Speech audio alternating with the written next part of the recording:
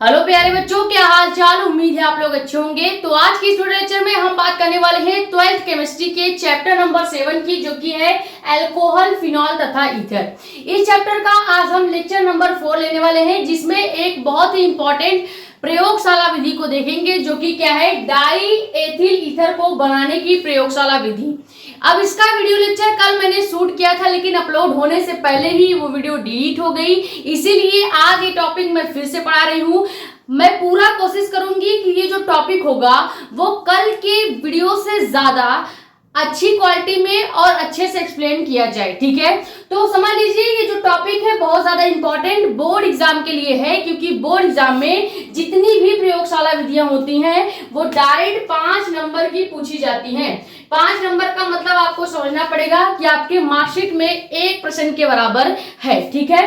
अब ये प्रयोगशाला विधि में करना क्या होगा, यूपी बोर्ड में कैसे क्वेश्चन पूछे जाते हैं, सबसे पहले आपको ये जानना पड़ेगा। ये जो टॉपिक है इससे बोर्ड एग्जाम में क्वेश्चन पूछा जाएगा कि डाई एथिल ईथर का बनाने की प्रयोगशाला विधि को सचित्र वर्णन कीजिए। यानी ये जो डाई एथिल ईथर आप बना रहे हैं, इस प्रयोगशाला विधि का पूरा डायग्राम पहले आपको बनाना पड़ेगा, और उस डायग्राम से रिलेटेड कुछ इंफॉर्मेशन आपको लिखनी पड़ेगी कि लैब में कैसे ईथर का निर्माण हुआ वो लिखना पड़ेगा।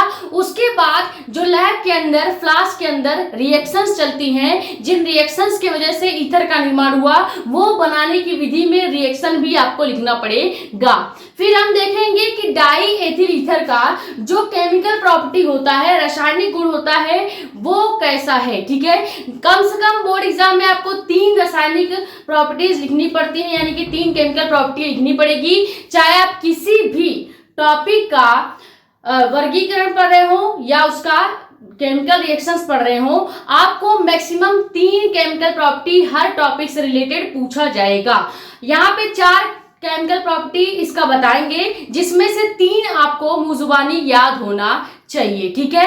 अब टॉपिक को स्टार्ट करते हैं, लेकिन उससे पहले अगर आप चैनल पर नए हो तो चैनल को सब्सक्राइब कर देना, ताकि ऐसी ही इंफॉर्मेटिव और इम्पोर्टेंट वीडियोस टॉपिक वाइज आपके पास आती रहे। कोई भी वीडियो इसके पहले जो भी आपने देखा होगा चैप्टर नंबर 7 का पहला लेक्चर, दूसरा लेक्चर, ये सब अगर आपने नहीं देखा है, देखो पहले और दूसरे लेक्चर में तो हमने आपको अल्कोहल डिटेल में पढ़ाया है, तीसरे लेक्चर में हमने आपको फिनॉल जो टॉपिक है, फिनॉल टॉपिक को डिटेल में समझाने की कोशिश की है, और चौथे लेक्चर में हम आज इस चैप्टर का आखिरी टॉपिक समझेंगे, जो कि है ईथर के बारे में, ठीक है। तो आज की इस वीडियो के बाद आपका ये चैप्टर क्लोज हो जाएगा। लेकिन हमने आपको बोला था कि सेकेंड केमिस्ट्री के जितने भी चैप्टर्स हैं और उन चैप्टर के जितने भी नेम रिएक्शंस हैं, वो सभी नेम रिएक्शंस आपको चैप्टर खत्म होने के बाद एक लॉन्ग वीडियो में करा दी जाएगी। इसीलिए जैसे ये चैप्टर खत्म होगा, एक और लेक्चर आपको दिया जाएगा, लेक्चर 5, जिसमें इस चैप्टर के मैक्सिमम 4 नेम रिएक्शंस हैं, वो आपको कवर कराया जाएगा। और ना केवल लॉन्ग वीडियो में, बल्कि नेम रिएक्शंस आपको शॉर्ट वीडियो में भी दी जाएगी। क्लियर। तो सबसे पहले इस चैप्टर के जितने भी लेक्चर्स हैं, अगर आप देखना चाहते हैं तो आप प्लेलिस्ट में जाके देख सकते हैं। प्लेलिस्ट का नाम है क्लास 12 केमिस्ट्री 2027 के नाम से नई प्लेलिस्ट हमने बना दिया है। केमिस्ट्री चैप्टर 1 से लेके 7 तक के जितने भी टॉपिक्स हैं, उन सभी टॉपिक की वीडियो आपको उसी प्लेलिस्ट में देखने को मिल जाएगा, ठीक है। अब देखो, यहाँ पे हम लगा रहे हैं एक डायग्राम, जो कि डाई एथिल ईथर का निर्माण विधि या प्रयोगशाला विधि का डायग्राम है, ठीक है। अब देखो, इस डायग्राम में जो भी इंफॉर्मेशन है या इस डायग्राम का पूरा मतलब क्या है, कैसे लैब में ईथर का निर्माण हुआ, इसको समझते हैं, ठीक है। अब डायग्राम के अंदर सबसे पहले आपको एक फ्लास्क दिख रहा होगा कुछ इस तरह का, ठीक है। इस तरह का एक गोल पेंदी का फ्लास्क दिख रहा होगा। इस फ्लास्क का नाम होता है आश्वित फ्लास्क, ठीक है, या आसवन फ्लास्क भी इसको कहते हैं, फ्लास्क भी इसको कहते हैं। अब इसका नाम इसलिए आपको पता होना चाहिए, क्योंकि कई बार क्या होता है, वाइवा में चाहे पेपर पे ये डायग्राम आपको बनाना होता है। तो अगर आप इस बार जो वाइवा होगा उसमें डाई एथिल ईथर का डायग्राम बनाएंगे, तो आपको पता होना चाहिए कि ये जो गोल पेंदी का फ्लास्क है, उसका नाम आसवन फ्लास्क होता है, ठीक है। अब इस आसवन फ्लास्क में हम 3 चीजें डालेंगे जिससे ईथर का निर्माण होगा। सबसे पहले हम इसमें ले लेंगे एथिल अल्कोहल, ठीक है, एथिल अल्कोहल लेंगे, अल्कोहल ले लेंगे। और इसी के साथ हम H2SO4 का मिश्रण ले लेते हैं। अब ये H2SO4 क्या होता है, तो ये होता है सांद्र सल्फ्यूरिक अम्ल या सांद्र सल्फ्यूरिक एसिड भी इसे कर सकते हो, ठीक है। अब जो ये फ्लास्क है इसमें एथिल अल्कोहल की मात्रा हम ले लेंगे 2 और जो H2SO4 है इसकी मात्रा हो जाएगी 1, यानी 2:1 के अनुपात में हम इस आसवन फ्लास्क में एथिल अल्कोहल और H2SO4 को मिलाएंगे।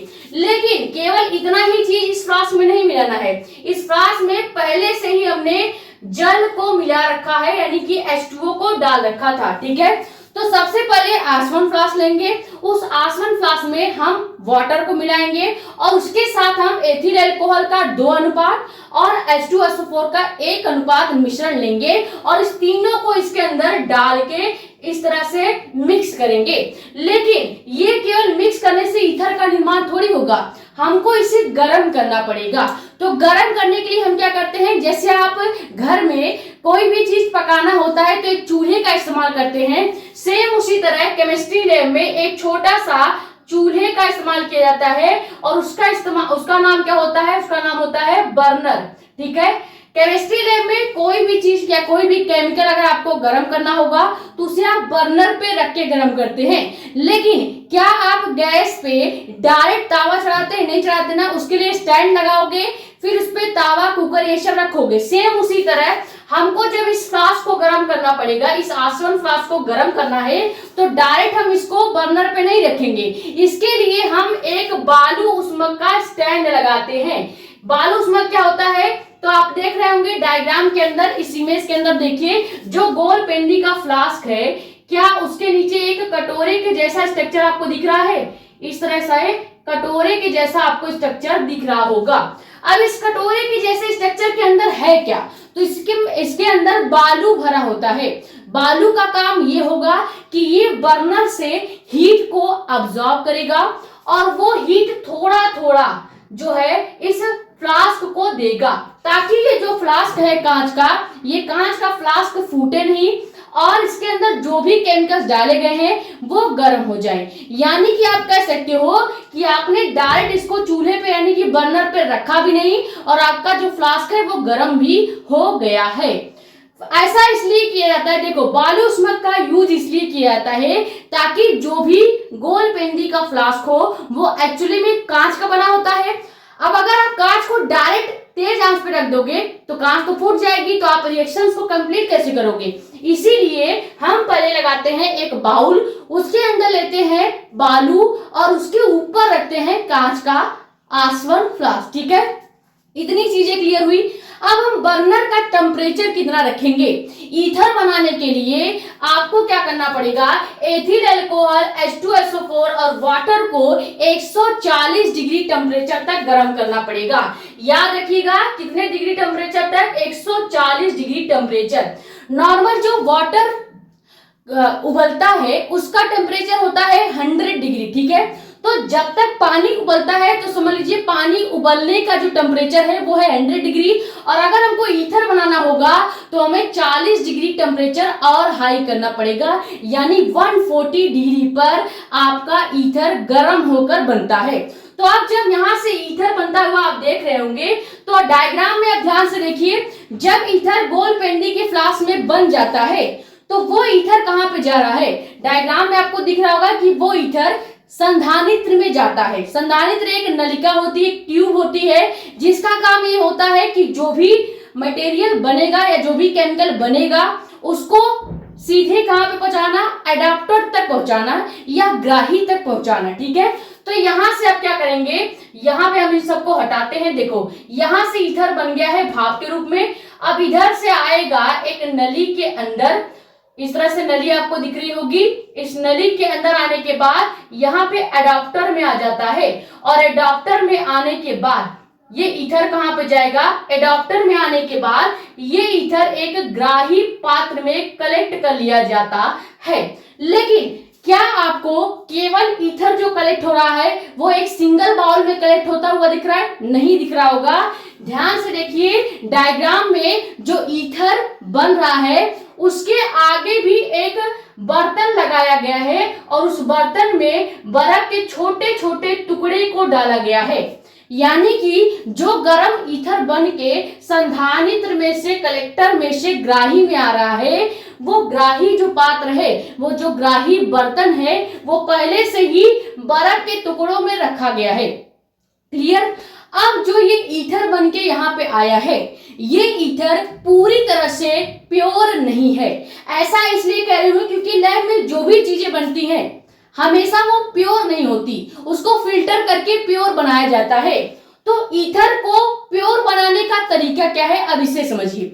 ईथर कैसे बनता है ये समझ में आ गया। आपको कुछ नहीं करना है, एक गोल पेंदी का फ्लास्क लेना है, उसके अंदर एथिल अल्कोहल यानी C2H5OH और एक अनुपात में H2SO4 यानी कि सांस सल्फ्यूरिक अम्ल और वाटर का मिश्रण करना है। इन तीनों को मिलाने के बाद आप 140 डिग्री टेम्परेचर तक इस आसवन फ्लास्क को गर्म करेंगे। उसके बाद क्या होगा, यहाँ से ईथर जो है भाप के रूप में निकलेगा और इस नलिका में आ जाएगा।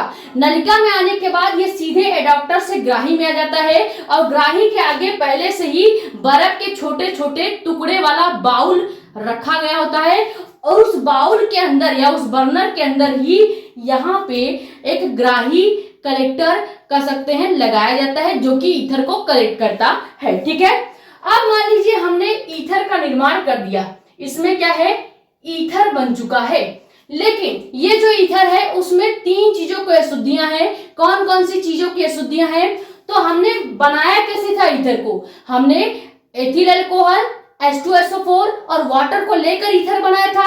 यानी जो ईथर बना हुआ है अभी उसमें थोड़ी बहुत एथिल अल्कोहल की मात्रा, थोड़ी बहुत H2SO4 की मात्रा और थोड़ी बहुत वाटर की अशुद्धियां पाई जाती हैं, यानी इनकी मात्राएं पाई जा रही हैं। ठीक है, तो अगर हम इसे प्योर करना चाहें तो कैसे करेंगे? अब एग्जामिनर आपसे यहाँ पे क्वेश्चन पूछेगा, अगर आप वाइवा में इस डायग्राम को बनाएंगे तो आपसे क्वेश्चन पूछा जा सकता है कि लैब में जो ईथर बनता है वो ईथर प्योर होता है या अनप्योर होता है, यानी शुद्ध होता है या अशुद्ध होता है। तो उसका सीधा जवाब आप देंगे कि जो भी ईथर लैब में बनेगा वो हमेशा अनप्योर ईथर होता है, यानी कि अशुद्ध ईथर होता है। तो आपसे पूछा ये जा सकता है कि अगर मान लो हम इस ईथर को प्योर करना चाहते हैं तो क्या वो तरीका है जिसकी मदद से ईथर को फिल्टर किया जा सके या उसे प्योर बनाया जा सके। अब तरीके पे बात करते हैं। 2 चीजें आपको करनी पड़ेंगी।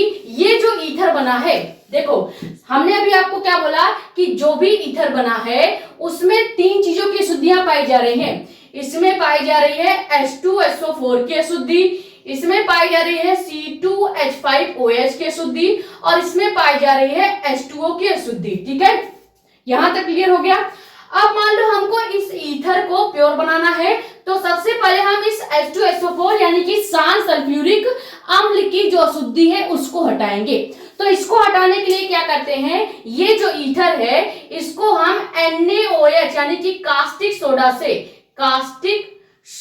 से धुल देते हैं। कास्टिक सोडा का विलयन जो होगा, सोल्यूशन जो होगा, अगर उस सोल्यूशन से आप ईथर को धुल देंगे तो उससे H2SO4 की जो भी अशुद्धियां होंगी वो हट जाएंगी। तो अब हमारे पास ईथर के अंदर कौन कौन सी अशुद्धियां बच गई? बच गया एथिल अल्कोहल की अशुद्धि और जल की अशुद्धि। तो जब हमारे पास केवल एथिल अल्कोहल और जल की अशुद्धियां ईथर में पाई जाएंगी तो इसको प्योर करने के लिए क्या किया जाएगा, हम करेंगे इस ईथर को, जिस ईथर में केवल एथिल अल्कोहल और जल की शुद्धि है, उस ईथर को हम एक बार कैल्शियम क्लोराइड यानी कि CaCl2, ठीक है, कैल्शियम क्लोराइड के विलयन में डुबो कर रख देंगे थोड़ी देर के लिए। ठीक है, यानी कि पहले हम H2SO4 सांस सल्फ्यूरिक अम्ल की अशुद्धि को हटाने के लिए जो ईथर बना है उसको एक बार NaOH यानी कि कास्टिक सोडा के विलयन से धोते हैं। उसके बाद जो भी हमारे पास ईथर बचेगा उस ईथर को हम कैल्शियम क्लोराइड यानी CaCl2 के विलयन में रख देंगे, जिससे क्या होगा, एक प्योर ईथर प्राप्त हो जाएगा। एक प्योर ईथर हमको मिल जाएगा। ये प्रोसेस होता है ईथर को फिल्टर करके प्योर बनाने का। सीधा याद रखिएगा, ये डायग्राम हमने यहाँ पे लगा रखा है, अभी डायग्राम लास्ट तक यहाँ पे लगा रहेगा, ठीक है। सीधा याद रखिएगा, अगर एग्जामिनर आपसे पूछे ईथर को फिल्टर करने का या उसे प्योर बनाने का तरीका बताओ, तो आप कह दीजिएगा कि ईथर में 3 अशुद्धियां पाई जाती हैं, H2SO4 की अशुद्धि, C2H5OH की अशुद्धि और H2O की अशुद्धि। यानी कि जब हमको H2SO4 शांत सल्फ्यूरिक अम्ल की अशुद्धि को हटाना होगा तो हम क्या करेंगे, जो भी ईथर लैब में बना होगा उसे एक बार NaOH यानी कास्टिक सोडा के विलयन से धुलेंगे, ठीक है। अब धुलने के बाद जो भी ईथर बचेगा उसमें केवल 2 अशुद्धियां बच रही हैं, एक तो C2H5OH की और दूसरी वाटर की। अब इन दोनों की अशुद्धि एक बार में ही हट सकती है। करना क्या होगा, अब हमको ईथर को एक बार कैल्शियम क्लोराइड के विलयन में रख देना होगा थोड़ी देर के लिए, ठीक है। उसके बाद अब जो ईथर होगा उसको बाहर निकालेंगे तो हमारे पास पूरी तरह से प्योर ईथर मिल जाएगा। क्लियर? ये डायग्राम के साथ हमने आपको बता दिया कि कैसे प्रयोगशाला में ईथर का निर्माण होता है। यहां तक समझ में आ गया। अब इस डायग्राम से रिलेटेड कुछ इंफॉर्मेशन जो अभी हमने आपको बताया वही यहाँ पे आपको लिखना भी होता है। तो कैसे लिखेंगे, सबसे पहले लिखेंगे क्या कि सर्वप्रथम एक गोल पेंदी के आसवन फ्लास्क में हम क्या क्या लेते हैं, एथिल अल्कोहल लेते हैं तथा सल्फ्यूरिक अम्ल यानी H2SO4 लेते हैं और इन दोनों का जो मिश्रण होगा, मिक्सचर जो होगा वो 2:1 के अनुपात में लिया जाएगा। यानी एथिल अल्कोहल की मात्रा अधिक होगी as compared to sulphuric acid, ठीक है। यहां तक समझ में आ गया। अब इन दोनों के अनुपात को लेकर हम बालू उष्मक को आप एक स्टैंड के जैसा मान सकते हैं, ठीक है।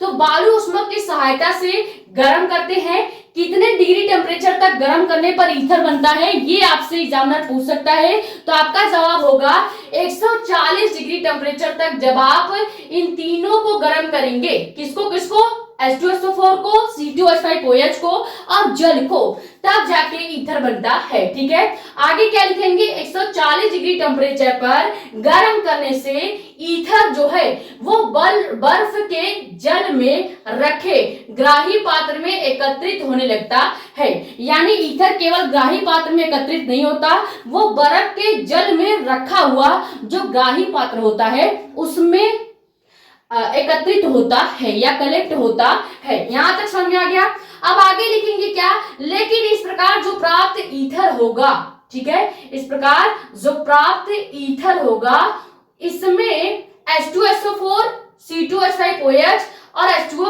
H2O यानी कि जल की अशुद्धियां होती हैं। तो अब हम इसे प्योर करेंगे। प्योर करने का मेथड हमने क्या बताया कि आपको सबसे पहले H2SO4 यानी कि शांत सल्फ्यूरिक अम्ल को या उसकी अशुद्धि को दूर करने के लिए ईथर को NaOH यानी कास्टिक सोडा के विलयन में या विलयन से धुलते हैं। उसके बाद क्या करेंगे, अब इसके अंदर केवल C2H5OH और H2O की अशुद्धि रह गई, तो इसको प्योर करने के लिए हम क्या करेंगे, इसकी अशुद्धि को दूर करने के लिए हम इसको जो ईथर बचा हुआ है उसको कैल्शियम क्लोराइड यानी कि CaCl2 के विलयन में रख देते हैं, जिससे क्या होता है, एक प्योर ईथर प्राप्त हो जाता है। क्लियर? तो ये डायग्राम के साथ ईथर लैब में कैसे बनता है ये हमने डिटेल में आपको बता दिया है, ठीक है। ये स्क्रीनशॉट कर लीजिए। फिर देखते हैं कि ये जो फ्लास्क था, जिस फ्लास्क में हमने एथिल अल्कोहल और H2SO4 और जल को गर्म किया था, तो गर्म करने के बाद उस फ्लास्क के अंदर कौन सी ऐसी रिएक्शंस होते हैं जिनकी मदद से ईथर का निर्माण होता है, ठीक है।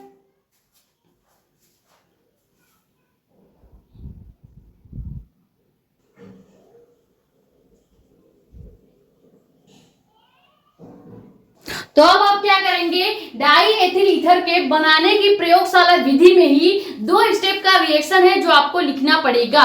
इस रिएक्शन में ये बताया गया है कि आखिर वो जो आश्रित फ्लास्क था, इस तरह का जो गोल पेंदी का फ्लास्क हमने बनाया था, इसके अंदर जो 3 केमिकल हमने डाले थे, C2H5OH plus H2SO4 plus H2O को डाला था। इन तीनों को गर्म करने के बाद कौन सा रिएक्शन इसके अंदर चलता है कि ईथर का निर्माण होता है, यही रिएक्शन आपको बनाने की प्रयोगशाला विधि में लिखना पड़ेगा। ठीक है, तो फर्स्ट स्टेप रिएक्शन क्या है, सबसे पहले हम ले लेंगे एथिल अल्कोहल यानी कि C2H5OH। ठीक है, अब ये क्या है, एथिल अल्कोहल है। अब इसको क्या करेंगे, इसको हम एक बार H2SO4 यानी कि शांत सल्फ्यूरिक अम्ल के प्रेजेंस में 100 डिग्री टेम्परेचर तक गर्म करते हैं। ठीक है, तो इसको हम कितने डिग्री टेम्परेचर तक गर्म करेंगे, मैक्सिमम 100 डिग्री टेम्परेचर तक गर्म करेंगे। तो गर्म करने के बाद पहला जो प्रोडक्ट बनेगा, पहला जो उत्पाद बनेगा वो क्या बन जाएगा। अब देखो यहाँ पर तो हमारा एथिल अल्कोहल है और ये H2SO4 है। जैसे इसका रिएक्शन कराएंगे, इसको 100 डिग्री टेम्परेचर तक गर्म करेंगे, तो यहाँ से एथिल हाइड्रोजन सल्फेट बन जाएगा। कैसे बनेगा, इधर का हम पूरा जो C2H5 है इसको इधर ले लेंगे। ठीक है, उसके बाद जो ये सांद्र H2SO4 है यानी कि शांत सल्फ्यूरिक अम्ल है, अगर यहाँ पे केवल हम एक हाइड्रोजन छोड़ दे और इधर से एक हाइड्रोजन और SO4 यानी कि हाइड्रोजन सल्फेट को इधर ले लें, तो क्या हमारे पास यहाँ का OH और यहाँ का H बच रहा है। तो OH और H को जब मिलाएंगे तो लास्ट में H2O भी बन जाएगा। ये क्लियर हुआ, यानी कि जब आप एथिल अल्कोहल को सांद्र सल्फ्यूरिक अम्ल के साथ, सांद्र सल्फ्यूरिक अम्ल के साथ 100 डिग्री टेम्परेचर तक गर्म करते हो, तो यहां से एथिल का C2H5 और इधर से एक हाइड्रोजन और एक सल्फेट को मिलाने के बाद इधर बन जाता है एथिल हाइड्रोजन सल्फेट। ठीक है, एथिल हाइड्रोजन सल्फेट बन जाएगा, एथिल हाइड्रोजन सल्फेट बन जाता है और उसके साथ साथ लास्ट में वाटर भी बनेगा। क्लियर, ये हो गया फर्स्ट स्टेप रिएक्शन। तो मेन प्रोडक्ट यहाँ पे हमको क्या मिल गया, एथिल हाइड्रोजन सल्फेट मिल गया। तो अब हम सेकेंड स्टेप में क्या करेंगे, अब ये जो एथिल हाइड्रोजन सल्फेट मिला है हमको यानी कि C2H5HSO4 मिला है, C2H5HSO4 मिला है, इसका रिएक्शन एक बार फिर से C2H5OH यानी एथिल अल्कोहल के साथ करेंगे, लेकिन इस बार हम टेम्परेचर 100 डिग्री न रख के सीधे 140 डिग्री रखेंगे, 140 डिग्री सेल्सियस रखते हैं। तो यहां से क्या बन जाएगा, अब देखो ये तो हो गया हमारा एथिल हाइड्रोजन सल्फाइड। ठीक है, एथिल हाइड्रोजन सल्फेट हो गया। ठीक है, एथिल हाइड्रोजन सल्फेट हो गया। अब इसका रिएक्शन हम किसके साथ कर रहे हैं, तो एथिल अल्कोहल के साथ कर रहे हैं। ठीक है, एथिल अल्कोहल के साथ कर रहे हैं। जब इन दोनों को आप 140 डिग्री तक गर्म करोगे तो हमारे पास क्या बन जाएगा, यहां से C2H5 को ले लेंगे और इधर से भी C2H5 को ले लेंगे। ठीक है, तो सबसे पहले इधर C2H5 ले लेंगे, इसको एक ऑक्सीजन से जोड़ेंगे और फिर से C2H5 लगा देंगे। तो क्या ये आपको डाई एथिल ईथर के जैसा दिख रहा है। कैसे, देखो ईथर का जो निशान होता है, ईथर को जो लिखने का तरीका होता है वो ये होता है ROR के फॉर्म में ईथर को लिखा जाता है। ठीक है, अब ध्यान से देखो ये R और R क्या होता है, तो ये होते हैं एल्किल ग्रुप्स। ठीक है, एल्किल ग्रुप्स होते हैं। तो यहाँ पे ये R और R जो है ये समान एल्किल ग्रुप भी हो सकते हैं और असमान एल्किल ग्रुप भी हो सकते हैं। जैसे यहाँ पे देखो तो ये हमने ऑक्सीजन से एक तरफ एथिल ग्रुप को जोड़ा है और दूसरे तरफ भी एथिल ग्रुप को जोड़ा है, यानी कि कह सकते हो कि हम ROR के फॉर्म में ही लिखे हैं इस पूरे केमिकल फॉर्मूले को। ठीक है, तो ये केमिकल फॉर्मूला ईथर के जैसा दिखता है, इसीलिए लास्ट में हम डाई एथिल ईथर लिखते हैं। ठीक है, डाई क्यों कहेंगे, क्योंकि यहाँ पे दो एथिल ग्रुप है तो दो को हम डाई से लिखते हैं और एथिल ग्रुप प्रेजेंट है तो एथिल लिख देंगे और ईथर के जैसा दिख रहा है, देखो ROR के फॉर्म में दिख रहा है, इसीलिए इसका पूरा नाम डाई एथिल ईथर हो जाएगा। ठीक है, लेकिन पूरा रिएक्शन यहाँ पे कंप्लीट नहीं होता। अभी हमारे पास इधर HSO4 और इधर OH बचा हुआ, सॉरी इधर H बचा हुआ है। तो लास्ट में हम क्या करेंगे, लास्ट में हम H2SO4 लिख देंगे। अब ये H2SO4 क्या है, तो अभी हमने बताया इसको शांत सल्फ्यूरिक अम्ल या सल्फ्यूरिक एसिड भी कहा जाता है। तो ये हो गया 2 स्टेप में ईथर का निर्माण कैसे होता है, क्लियर हो गया। सबसे पहले हमने एथिल अल्कोहल लिया, उसकी क्रिया शांत सल्फ्यूरिक अम्ल के प्रेजेंस में या उसके साथ कराएंगे, टेम्परेचर रखेंगे 100 डिग्री। पहला जो प्रोडक्ट बनेगा वो बन जाएगा एथिल हाइड्रोजन सल्फेट। और फिर दूसरे स्टेप में क्या करेंगे, ये जो एथिल हाइड्रोजन सल्फेट बना हुआ है, इस एथिल हाइड्रोजन सल्फेट को एक बार फिर से एथिल अल्कोहल के साथ रिएक्शन कराएंगे, लेकिन अब की बार टेम्परेचर 100 डिग्री न रख के आपको टोटल 140 डिग्री रखना पड़ेगा। तो जैसे इसका रिएक्शन कराएंगे आपके पास diethyl ether chemical form में मिल जाएगा, ठीक है। इसी दोनों रिएक्शन के कारण उस आसवन फ्लास्क में ईथर का निर्माण होता है। ये हो गया ईथर बनाने की प्रयोगशाला विधि का पूरा डिटेल डायग्राम, उसका इंफॉर्मेशन और कौन से रिएक्शंस की मदद से ईथर का निर्माण होता है ये भी हमने आपको बता दिया है। समझ में आ गया। अब चलते हैं इसके सेकंड टॉपिक पे, जो कि क्या है, डाई एथिल ईथर का केमिकल प्रॉपर्टी क्या होता है। क्योंकि हमने आपको बताया है कि बोर्ड एग्जाम में मैक्सिमम 3 डाई एथिल ईथर का केमिकल प्रॉपर्टी आपसे लिखवाया जाएगा। तो 4 यहाँ पे आपको केमिकल प्रॉपर्टी सिखाएंगे, जिसमें से 3 आपको पूरा एग्जैक्ट याद करना पड़ेगा, ठीक है। ये स्क्रीनशॉट कर लीजिए। फिर आपको हेडिंग क्या डालना है, डाई एथिल ईथर का रासायनिक गुण, ठीक है। ये हेडिंग वगैरह डाल लीजिएगा।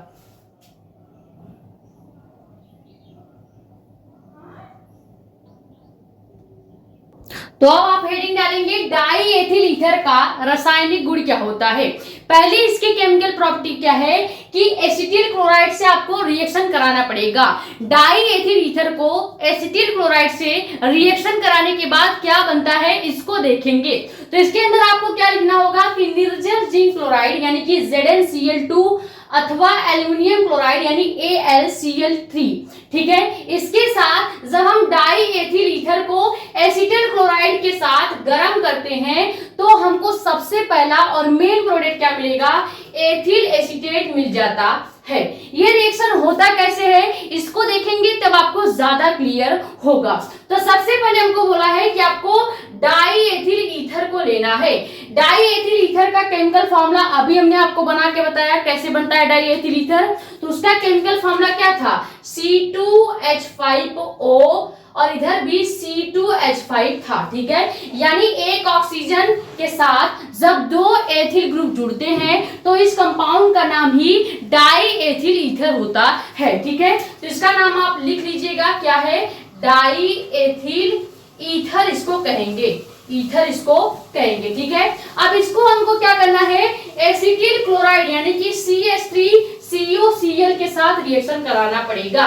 तो इसका रिएक्शन हम CH3COCl के साथ कराएंगे, जिसका नाम क्या है, एसिटिल क्लोराइड इसी को कहा जाता है, ठीक है। एसिटिल क्लोराइड बोला जाता है, ठीक है। अब जैसे ही इसके साथ इसका रिएक्शन करेंगे तो रिएक्शन कराते वक्त हमें कुछ चीजें ध्यान में रखनी है।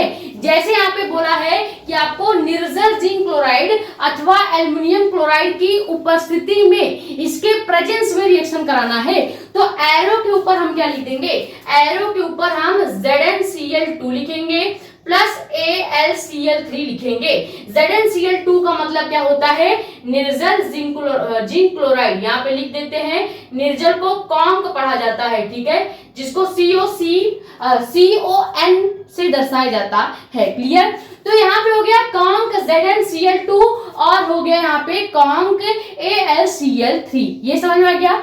अब इसके प्रेजेंस में जब हम डाई एथिल ईथर का रिएक्शन एसिटिल क्लोराइड से कराएंगे तो बनना क्या चाहिए, एथिल एसीटेट बनना चाहिए। अब एसीटेट का फॉर्मूला क्या होता है, तो ये होता है CH3COO, ठीक है। इस पूरे कंपाउंड का नाम हो जाता है एसीटेट। अब ध्यान से देखना, अगर हम एथिल क्लोराइड का CH3CO ले लें और इधर का एक ऑक्सीजन ही ले लें, इतना जब आप ले लेंगे तो इधर बन जाएगा क्या, CH3COO बन जाएगा, जिसको हम क्या नाम देंगे, एसीटेट नाम देंगे, ठीक है, एसीटेट। एसीटेट नाम देंगे। लेकिन हमको तो एथिल एसीटेट बनाना है, तो क्या करेंगे, ये जो एसीटेट अभी हमने बनाया है, एथिल क्लोराइड का CH3CO ले लिया है और इधर डाई एथिल ईथर का एक और ऑक्सीजन ले लिया है, ठीक है। तो इधर पे बन गया एसीटेट, ठीक है। अब हमारे पास क्या बच गया, C2H5 और इधर Cl बच गया है।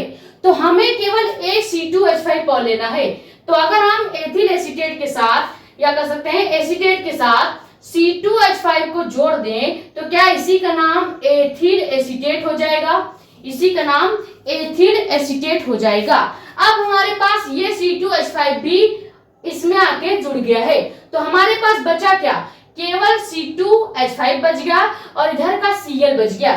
तो लास्ट में हम C2H5Cl भी ऐड कर देंगे और ये क्या है, तो इसका नाम होता है एथिल क्लोराइड, एथिल क्लोराइड इसका नाम हो जाएगा। क्लियर, ये है एसिटिल क्लोराइड के साथ रिएक्शन कैसे होता है डाई एथिल ईथर का। समझ में आ गया। आपको कुछ नहीं करना है, केवल डाई एथिल ईथर लेना है, उसको आपको एसिटिल क्लोराइड यानी कि CH3COCl के साथ रिएक्शन कराना है। और किसके प्रेजेंस में कराना है, तो ZnCl2 प्लस AlCl3 के प्रेजेंस में ये पूरा रिएक्शन चलता है। जैसे ही आप रिएक्शन करोगे तो यहां से CH3CO और इधर से एक ऑक्सीजन और मिला लो, तो ये पूरा कंपाउंड CH3COO बन जाएगा, जिसको हम एसीटेट पढ़ते हैं। और इधर वाले से अगर हम दो डाई, यहाँ पे एथिल है, दो डाई एथिल है, तो अगर हम एक एथिल ग्रुप ले लें तो क्या हमारे पास अभी एक C2H5 और एक Cl बच रहा है, तो लास्ट में हम एक C2H5 और एक Cl भी लगा देंगे, जिसका नाम एथिल क्लोराइड हो जाता है। ये हो गया पहला केमिकल प्रॉपर्टी। ये केमिकल प्रॉपर्टी का रिएक्शन आपको जरूर याद होना चाहिए, क्योंकि ज्यादातर केमिकल जो फार्मूले होते हैं या रिएक्शंस होते हैं उन्हीं को बोर्ड एग्जाम में लिखवाया जाता है। समझ में आ गया। ये स्क्रीनशॉट कीजिए, फिर इसका सेकेंड केमिकल प्रॉपर्टी देखेंगे।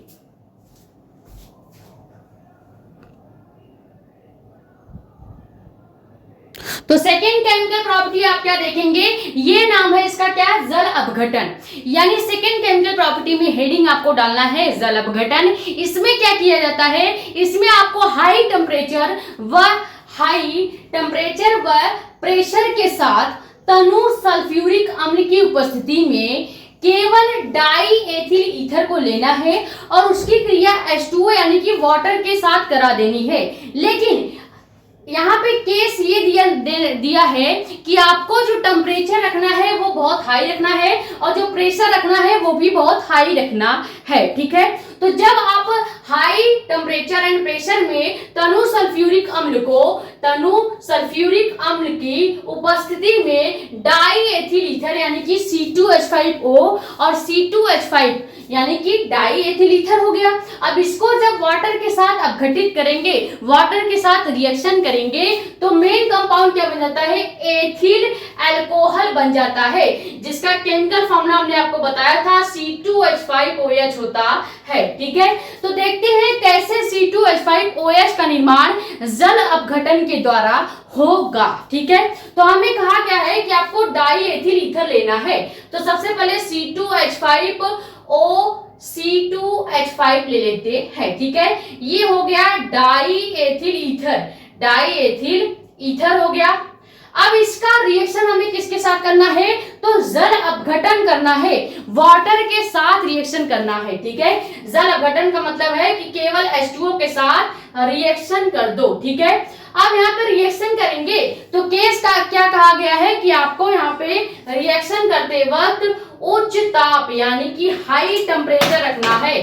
तो यहाँ पे क्या लिखेंगे, एरो के ऊपर लिखेंगे कि भैया बहुत उच्च ताप है और बहुत उच्च दाब है, ठीक है। साथ ही साथ यहाँ पे तनु सल्फ्यूरिक अम्ल यानी कि H2SO4 की उपस्थिति भी है, यानी कि यहाँ पे निगरानी कौन कर रहा है, H2SO4 आंखें गड़ा के इस रिएक्शन को कंप्लीट करवा रहा है कि जल्दी जल्दी रिएक्शन यहाँ पे करो।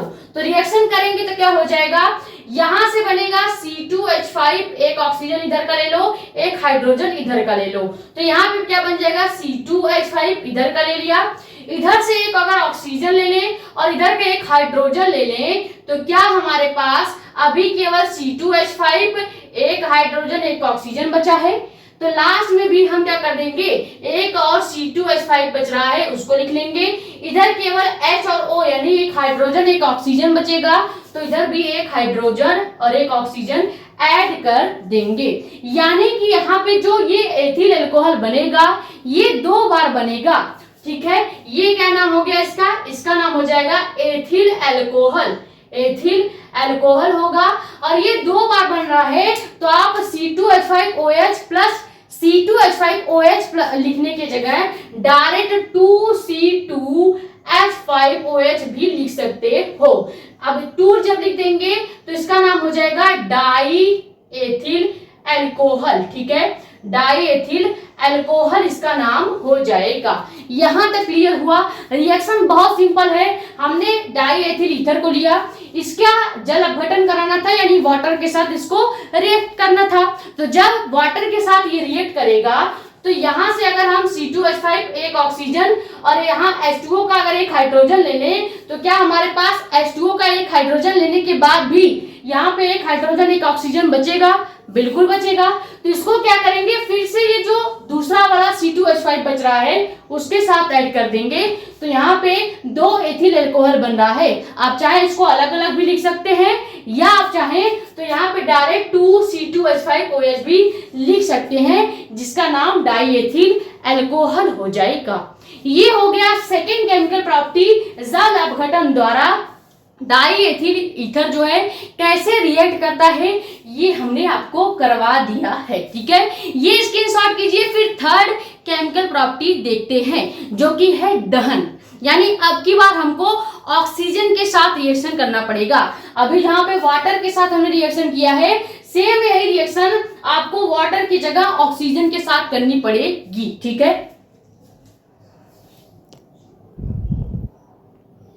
तो तीसरी केमिकल प्रॉपर्टी क्या है, ये बहुत ज्यादा इंपॉर्टेंट है क्योंकि कभी कभी आपसे अलग से पूछ लिया जाता है नेम रिएक्शन में कि दहन का, यानी कि ये जो दहन वाला केमिकल प्रॉपर्टी है इसका रिएक्शन लिखिए। ठीक है, तो इसको कैसे किया जाएगा पहले ये देखते हैं। रिएक्शन में बोला क्या जा रहा है, आपको हेडिंग डाल देना है दहन और उसमें लिखेंगे क्या कि अधिक ज्वलनशील होने के कारण यह शीघ्रता से जलता है। अधिक ज्वलनशील कौन है और कौन शीघ्रता से जलता है, तो यहाँ पे ध्यान रखिएगा, बात हो रही है डाई एथिल ईथर का, यानी डाई एथिल ईथर जो है वह अधिक ज्वलनशील होने के कारण या अधिक शीघ्रता से जलता है। यहाँ पे पूरा वर्ड सही से लिख लीजिएगा, डाई एथिल ईथर अधिक ज्वलनशील होने के कारण यह शीघ्रता से जलता है। ये पूरा कंप्लीट पैराग्राफ आपको लिखना है। ठीक है, तो करेंगे क्या कि जो डाई एथिल ईथर होगा जब ये ज्वलनशील ज्यादा है, यानी कि इसके अंदर जलने की क्षमता जल्दी है, यानी कि अगर आप डाई एथिल ईथर को जलाएंगे, गर्म करेंगे तो ये जल्दी से जल जाता है। तो यही लिखा गया है कि डाई एथिल ईथर अधिक ज्वलनशील होने के कारण यह शीघ्रता से जल जाता है और वायु के साथ, यानी जो एयर होता है O2 ऑक्सीजन होता है उसके साथ ये बहुत जल्दी रिएक्शन करता है, क्रिया करता है और रिएक्शन करने के बाद एक बहुत ही घातक मिश्रण बनाता है जिसका नाम होता है विस्फोटक मिश्रण। ठीक है, इसका निर्माण कर देता है। अब ये रिएक्शन होगा कैसे और इसमें करना क्या है, तो आपको कुछ नहीं करना है, केवल डाई एथिल ईथर को लेना है और उसका रिएक्शन ऑक्सीजन यानी कि O2 के साथ कर देना है। ऑक्सीजन को वायु भी लिख सकते हो या डायरेक्ट O2 लिख के भी छोड़ सकते हो। ठीक है, तो यहाँ पे क्या करेंगे, सबसे पहले C2H5O फिर से C2H5 ले लेंगे। ठीक है, तो ये पूरा इसका इस केमिकल का नाम क्या हो जाएगा, डाई एथिल ईथर हो जाएगा। डाई एथिल ईथर हो जाएगा। अब तो लिखते लिखते आपको ये केमिकल फॉर्मूला याद भी हो जाना चाहिए। ठीक है, तो डाई एथिल ईथर का रिएक्शन अब की बार हम O2 के साथ करेंगे। अब ये O2 क्या है, तो इसको हम वायु कह सकते हैं या चाहो तो ऑक्सीजन भी लिख सकते हो। ठीक है, तो ऑक्सीजन ही यहाँ पे लिख देंगे, वो ज्यादा करेक्ट है, यहाँ पे शब्द हो जाएगा। ठीक है, तो जैसे ही डाई एथिल ईथर का रिएक्शन ऑक्सीजन के साथ किया जाएगा तो क्या यहाँ पे बनता है, यहाँ पे बन जाएगा CO2 और यहाँ पे लास्ट में क्या बन जाएगा, CO2 के साथ H2O भी बन जाएगा। ये वो दोनों मिलकर विस्फोटक पदार्थ का निर्माण करेंगे। तो ये दोनों किसके मिश्रण हैं, ये विस्फोटक मिश्रण के नाम से जाने जाएंगे। ठीक है, अब ये जो रिएक्शन है ये क्या आपको बैलेंस रिएक्शन दिख रहा है, नहीं, यहाँ पे ऑक्सीजन बैलेंस नहीं है, हाइड्रोजन बैलेंस नहीं है, यहाँ पे कार्बन बैलेंस नहीं है और यहाँ पे ऑक्सीजन बैलेंस नहीं है। तो इसको बैलेंस करने के लिए क्या करेंगे, सबसे पहले ऑक्सीजन के साथ 6 का गुणा कर देंगे। ठीक है, और जो कार्बन है इसके साथ 4 का गुणा कर दीजिएगा और जो H2O है यहाँ पे हाइड्रोजन को बैलेंस करने के लिए हम 5 से गुणा कर देंगे। तो अब अगर आप गिनना चाहो तो इधर जितने ऑक्सीजन, जितने कार्बन और जितने हाइड्रोजन है उतने भी ऑक्सीजन, कार्बन, हाइड्रोजन आपको इधर भी देखने को मिल जाएगा। ये हो गया कंप्लीट रिएक्शन दहन का। ठीक है, ये थर्ड केमिकल प्रॉपर्टी था, इसमें आपको कुछ नहीं करना था, केवल डाई एथिल ईथर को लेना है, उसका रिएक्शन ऑक्सीजन के साथ करना है। जैसे रिएक्शन करेंगे तो इधर पे कार्बन डाइऑक्साइड और इधर H2O बन जाएगा। अब कार्बन डाइऑक्साइड में केवल 1 कार्बन था, लेकिन हमें तो टोटल 4 कार्बन चाहिए थे, इसलिए हम इधर 4 से गुणा कर देंगे। और यहाँ पे H2O में हाइड्रोजन केवल 1 था, लेकिन हमें 6 हाइड्रोजन चाहिए थे, तो हम यहाँ पे 5 से गुणा करेंगे, तो 1 पहले से प्रेजेंट है, तो टोटल मिला के 6 हाइड्रोजन हो जाएगा। यहाँ पे ऑक्सीजन देखो, यहाँ पे ऑक्सीजन 4 पहले से हो गए और इधर भी 5 है, लेकिन यहाँ पे ऑक्सीजन कंप्लीट नहीं था, इसलिए हमने यहाँ पे 6 से गुणा कर दिया है और ये हो गया complete third chemical property. Clear हो गया, ये स्क्रीनशॉट कीजिए। फिर आखिरी केमिकल प्रॉपर्टी देखेंगे, उसके बाद डाई एथिल ईथर का यूज कहाँ पे किया जाता है ये देखेंगे, क्योंकि आपको कभी कभी ऐसा पूछा जाएगा कि डाई एथिल ईथर का प्रयोगशाला विधि सचित्र वर्णन कीजिए, इसका रासायनिक सूत्र लिखिए या कह सकते हैं केमिकल प्रॉपर्टी लिखिए, और साथ ही साथ इसका उपयोग कहाँ पे होता है वो लिखिए। या अलग से भी पूछ लेता है 1 या 2 नंबर में कि डाई एथिल ईथर का उपयोग लिखिए। ठीक है, तो अगर केवल उपयोग पूछेगा तो मैक्सिमम 2 या 1 नंबर का क्वेश्चन आएगा, और अगर रासायनिक गुण और उसका उपयोग पूछेगा तो 3 नंबर का क्वेश्चन बन जाएगा। 3 नंबर वाला क्वेश्चन कैसे पूछेगा, आपसे पूछेगा कि डाई एथिल ईथर का केमिकल प्रॉपर्टी 3 रासायनिक सूत्र के साथ लिखिए, यानी 3 केमिकल प्रॉपर्टी लिखिए और इसका 3 से 4 उपयोग भी लिखिए। ठीक है, ऐसे अगर क्वेश्चन पूछेगा तो मैक्सिमम 3 नंबर का क्वेश्चन बनेगा, और अगर 5 नंबर का क्वेश्चन बनाने होगा तो पूरा डायग्राम के साथ आपको लिखना पड़ेगा। ठीक है, पहले ये स्क्रीनशॉट कीजिए, फिर इसका आखिरी केमिकल प्रॉपर्टी देखते हैं।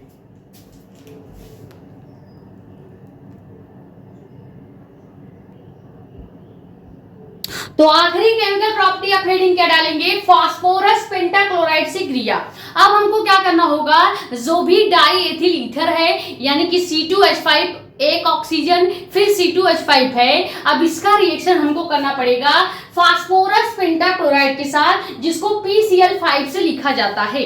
तो इसका जब रिएक्शन करेंगे तो क्या बनेगा, लिखेंगे क्या कि डाई एथिल ईथर की क्रिया फास्फोरस पेंटाक्लोराइड यानी PCl5 से कराने पर एथिल क्लोराइड बनता है, यानी C2H5Cl बनेगा। लेकिन यहाँ पे ये नहीं बोला गया है कि कितनी बार ये C2H5Cl बनेगा, यानी एथिल क्लोराइड कितनी बार बनेगा, ये नहीं बताया गया है। रिएक्शन करते हैं फिर आपको पता चलेगा कि ये एथिल क्लोराइड कितनी बार बनता है। ठीक है, तो हमको क्या करना है, सबसे पहले डाई एथिल ईथर लेना है। अब डाई एथिल ईथर का केमिकल फॉर्मूला आपको याद हो जाना चाहिए, क्योंकि हमने 4-5 बार लिख दिया है। आप कमेंट में बताइएगा डाई एथिल ईथर का फॉर्मूला क्या होता है। ठीक है, तो लिखेंगे C2H5 एक ऑक्सीजन, फिर यहाँ पे इसी ऑक्सीजन से एक बार फिर से C2H5 जोड़ दीजिएगा, तो इसी का नाम हो जाएगा क्या, डाई एथिल ईथर, इसको पढ़ेंगे। ठीक है, डाई एथिल ईथर इसको पढ़ेंगे। अब इसका रिएक्शन हमको करना है किसके साथ, PCl5 के साथ, यानी कि फास्फोरस, इसका नाम लिखेंगे क्या, फास्फोरस पेंटाक्लोराइड, पेंटाक्लोराइड इसको पढ़ेंगे। ठीक है, पेंटाक्लोराइड इसको पढ़ेंगे। अब इसका रिएक्शन जैसे ही हम करेंगे तो क्या बनेगा, यहाँ पे सबसे पहला कंपाउंड बन जाएगा C2H5Cl, फिर से एक बार C2H5Cl बनेगा और लास्ट में POCl3 बन जाएगा। अब आप कहेंगे कि आपने तो रिएक्शन कर दिया लेकिन हमको समझ में नहीं आया कि कैसे यहाँ पे 2 बार एथिल क्लोराइड बनेगा और लास्ट में POCl3 कैसे बनेगा। तो समझाते हैं। देखो यहां से हम क्या करेंगे, अगर इधर से हम C2H5 ले ले तो ये हो गया C2H5। यहाँ पे हमारे पास Cl कितनी बार है, 5 बार है, क्योंकि फास्फोरस पेंटाक्लोराइड का मतलब है कि एक फास्फोरस है और Cl कितनी बार है, 5 बार है। ठीक है, तो अगर हम एक बार C2H5 के बाद Cl जोड़ दें तो क्या हमारे पास 4 क्लोराइड अभी बच रहे हैं 4 क्लोराइड। तो हम फिर से क्या करेंगे, ये जो दूसरा वाला एथिल ग्रुप है इसको फिर से ले लेंगे और यहाँ से Cl जो 4 बचा है एक और Cl यहाँ पे ऐड कर देंगे। तो अब हमारे पास 3 Cl बचेगा और क्या बच जाएगा, इधर का एक फास्फोरस बच गया और इधर का ये एक ऑक्सीजन बच जाएगा। तो लास्ट में POCl3 हम लिख सकते हैं। क्लियर हो गया। ये जो कंपाउंड बना है ऊपर वाला, इसी का नाम हो जाएगा एथिल क्लोराइड। क्या हो जाएगा, एथिल क्लोराइड इसी का नाम हो जाएगा। तो 2 एथिल क्लोराइड बने हैं, तो आप चाहें तो यहाँ पे लिख सकते हैं 2C2H5Cl प्लस POCl3। ठीक है, या आप इसको डायरेक्ट अलग अलग भी लिख सकते हैं। ये हो गया डाई एथिल ईथर का केमिकल प्रॉपर्टी, हमने डिटेल में आपको बता दिया है रिएक्शन के साथ। 4 केमिकल प्रॉपर्टी बताई गई है, मैक्सिमम 3 केमिकल प्रॉपर्टी आपको याद होना चाहिए। ये स्क्रीनशॉट कीजिए। फिर देखते हैं डाई एथिल ईथर का यूज क्या होता है, उपयोग क्या होता है। ठीक है,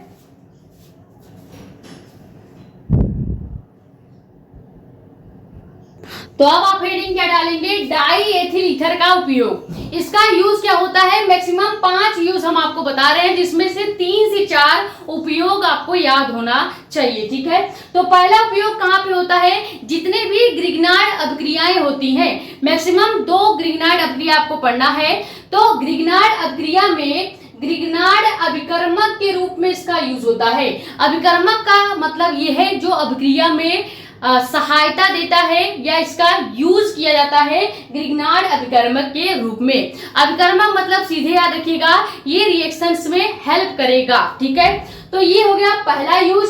सेकेंड यूज क्या है, डाई एथिल ईथर का उपयोग शल्य चिकित्सा में निश्चेतक के रूप में किया जाता है। अब शल्य चिकित्सा का मतलब होता है ऑपरेशन। ठीक है, ऑपरेशन में निश्चेतक यानी बेहोशी के दवा के रूप में डाई एथिल ईथर का उपयोग किया जाता है। जैसे क्लोरोफॉर्म का यूज किया जाता था बेहोश करने की दवा के रूप में, सेम उसी तरह से डाई एथिल ईथर का भी यूज बेहोशी के लिए किया जाता है। ठीक है, सेकेंड यूज क्या है, ईंधन के रूप में।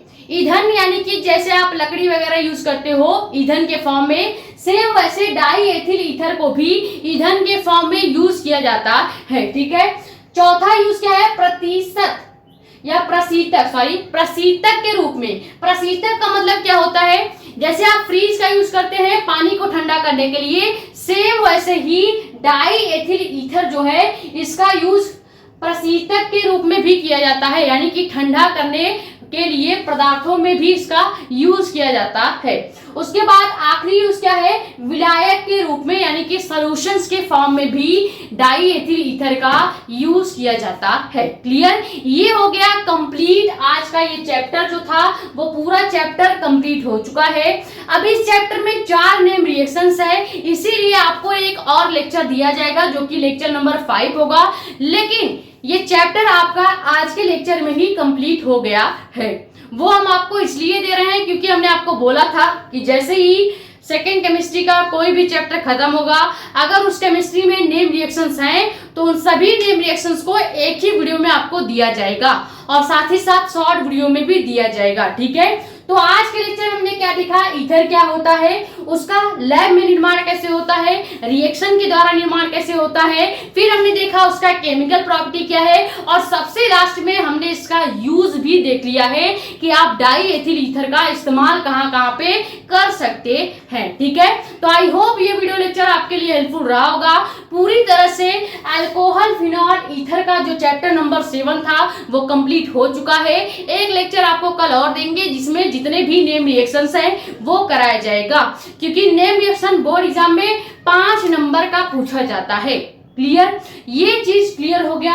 अगर वीडियो आपको पसंद आई है तो वीडियो को लाइक कर दीजिए, नए हो तो चैनल को सब्सक्राइब कर दो ताकि ऐसी ही इंफॉर्मेटिव और इंपॉर्टेंट वीडियोस आपके पास आती रहे। ज्यादा से ज्यादा वीडियो कर दो शेयर ताकि और वीडियो जुड़ जाए। बाकी अपने कमेंट्स से डाउट आप यहाँ पे या हमारा इंस्टाग्राम आईडी भी है मेडिको स्पेलिंग साक्षी मिश्रा के नाम से, वहां पे भी अपने डाउट्स पूछ सकते हैं। ठीक है, ये स्क्रीनशॉट कर लीजिए। कल के वीडियो लेक्चर में हम फिर से आपको केमिस्ट्री का चैप्टर 7 ही पढ़ाएंगे जिसमें जितने भी नेम रिएक्शंस है वो कवर कराए जाएंगे, और इसी के साथ कल आपका केमिस्ट्री का चैप्टर 7 पूरी तरह से कंप्लीट हो जाएगा। ठीक है, फिर हम फिजिक्स को स्टार्ट करेंगे। अपना जो लेक्चर्स हमारा फिजिक्स का था वहां से ही कंटिन्यू करेंगे। ये स्क्रीनशॉट कर लीजिए। मिलते हैं नेक्स्ट वीडियो में। Thank you so much.